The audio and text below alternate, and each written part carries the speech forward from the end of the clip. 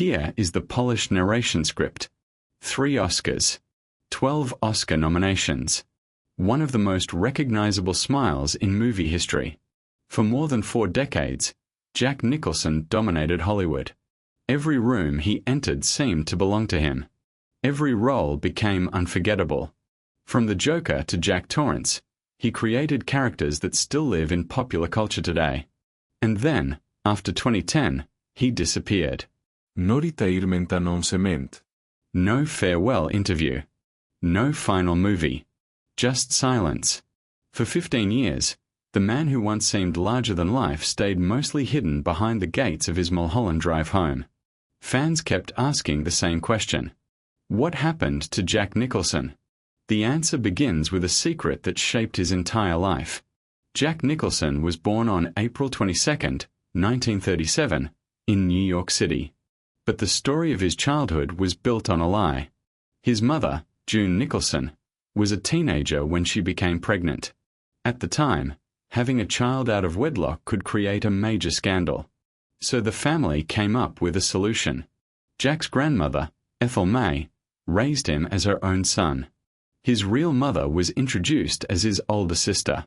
The man he believed was his father was actually his grandfather. Nobody told him the truth. Imagine living nearly 4 decades without knowing who your real parents were. What would that do to a person? The secret remained hidden until 1974. By then, Nicholson was already a major star. A researcher working on a magazine profile uncovered the truth and contacted him. Suddenly, everything he believed about his family changed. But there was one heartbreaking detail. The 2 women who could have explained everything were already gone. June had died in 1963. Ethel May had died in 1970. The answers Jack needed had vanished before he even knew the questions. He later said the discovery was dramatic but not traumatic. Still, many people believe the experience left lasting marks. He never married. His relationships were complicated. He often kept people at a distance. The boy raised inside a family secret grew into a man who carefully controlled how much of himself the world could see. But before he became a recluse, he first had to become a legend. The strange thing is that Nicholson's success almost never happened. When he arrived in Hollywood, he wasn't a star. He wasn't even close. His first job was running errands at an animation studio. He delivered mail, fetched coffee, and watched from the sidelines while others created entertainment. At one point, he was offered a position as an animator. He turned it down because it paid less money. Not long afterward, the animation department shut down completely. A lucky decision? Maybe. But what happened next changed everything. Nicholson studied acting under Jeff Corey, a respected teacher whose students would eventually include many future stars. Yet success came slowly. For years, Nicholson appeared in low-budget films that barely attracted attention. He even started writing screenplays because acting opportunities were so limited. Then fate stepped in. A role became available in a small movie called Easy Rider after another actor dropped out. Nicholson got the part almost by accident. Nobody could have predicted what happened next.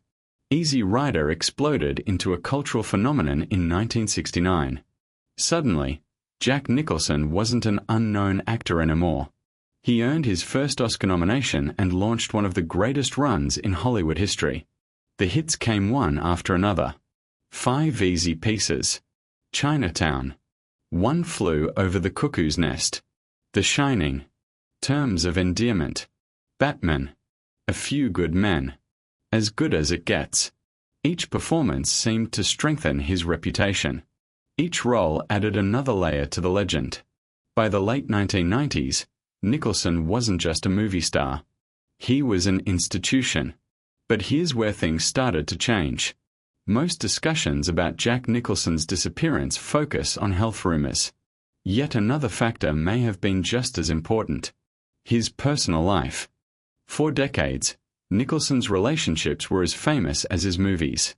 His 17-year relationship with actress Angelica Huston became one of Hollywood's most talked-about romances. Then it ended in devastating fashion. During a dinner conversation, Nicholson told Huston that another woman was expecting his child. Just like that, 17 years were over. The other woman, Rebecca Broussard, later became the mother of two of his children, Lorraine and Ray. But that relationship also came to an end. As the years passed, the endless cycle of romances and public attention seemed to lose its appeal. In a rare interview in 2013, Nicholson admitted something surprising. He said he was no longer driven to be out there. He explained that he didn't have the same energy for both work and the social life that once defined him. For a man who had spent decades chasing experiences, it was a remarkable confession. Was the fire simply burning out? His final movie, How Do You Know?, was released in 2010. It struggled at the box office. After that, Nicholson never appeared in another film. Not officially, anyway. Soon, rumors began spreading. Some reports claimed memory problems had forced him into retirement. Others insisted he remain healthy and continued reading scripts. Friends pushed back against suggestions of serious cognitive decline. But years passed. No comeback arrived. In 2017, there was excitement when Nicholson was attached to a remake of Tony Erdmann. Fans thought he was finally returning. Then he walked away. The project collapsed. And once again, silence took its place. By the early 2020s, reports described a man spending nearly all of his time at home. His world had become much smaller. His children, especially Lorraine and Ray, became his closest companions. Yet there was something fascinating about the situation. People close to him said he still read scripts. He still considered projects. The door wasn't locked. He simply never stepped through it. Why? The answer may have less to do with health and more to do with choice.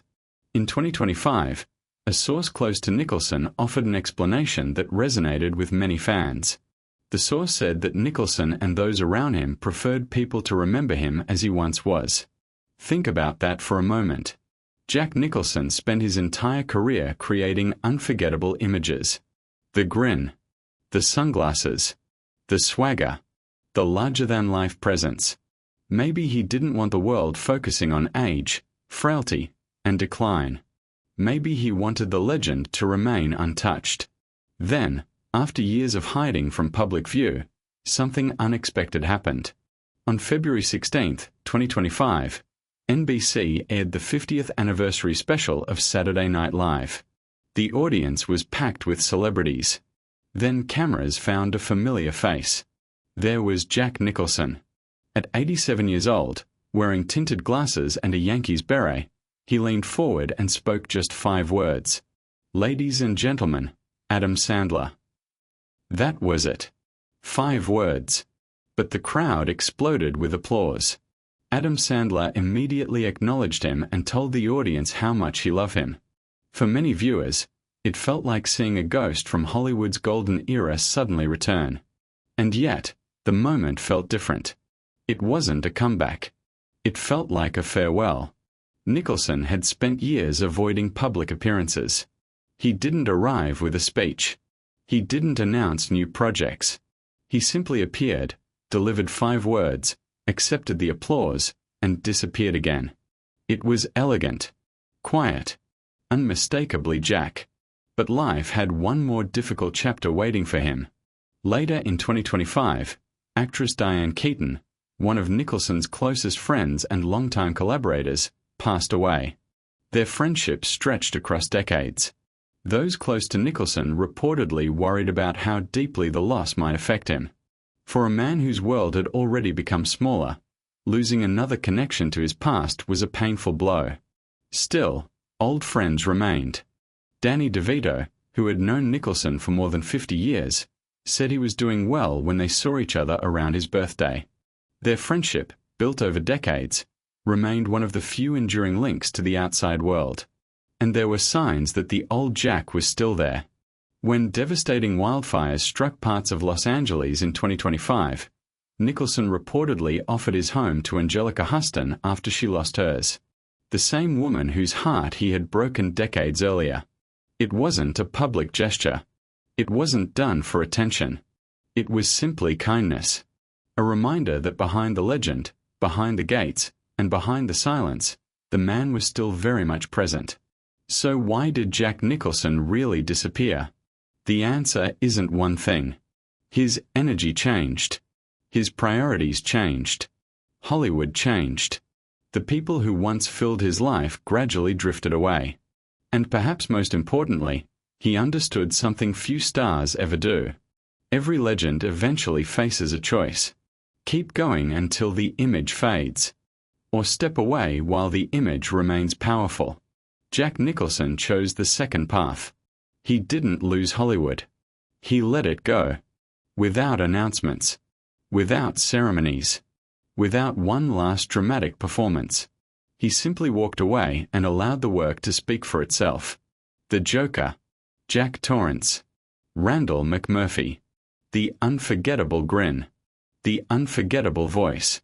The unforgettable presence. Those are the images he chose to leave behind. And maybe that's the most remarkable thing about his career. After spending 40 years commanding attention, Jack Nicholson's final masterpiece was silence. And somehow, that silence said more than words ever could.